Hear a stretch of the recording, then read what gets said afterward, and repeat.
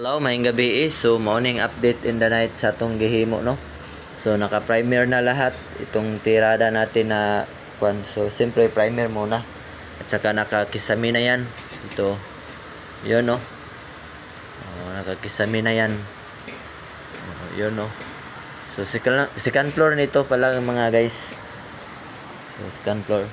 So, napaka-hassle talaga kasi napuyan na itong bahay.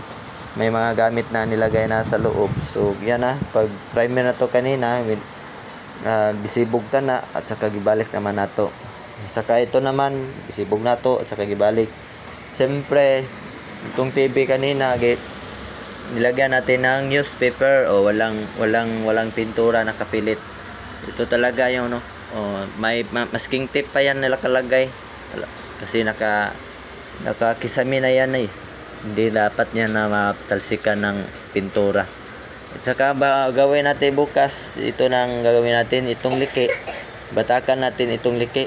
Kasi mataas maraming liki-liki dito guys. Maraming liki-liki. Yan So wag lang yung taong may liki. Hindi natin yang kayang batakin. Ito at saka sa ilalim naman guys na ano na yan. Naka-primer na yan sa ilalim ng lababo. Binalik na natin yung mga gamit, lahat ng gamit na yan kanina nilabas natin at saka binalik natin ngayon. Pagkatapos siyempre may kape.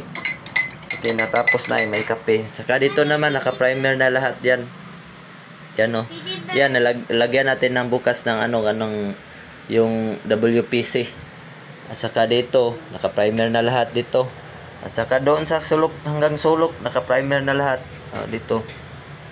At saka dito sa lalim, naka-primer na yan sa lalim. At saka sa lalim naman, kanina, sinibog natin kanina. At saka ngayon, binalik naman natin kasi nakatapos ng primer.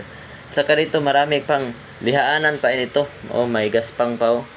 So, lihaan pa ito bukas kasi pag hindi mo yan na primer, hindi mo makita yung saan yung mga dapat masilya. Yun So, napakaliit lang itong kwarto. Small house lang ito guys. Saka ito naman, primera natin bukas ito.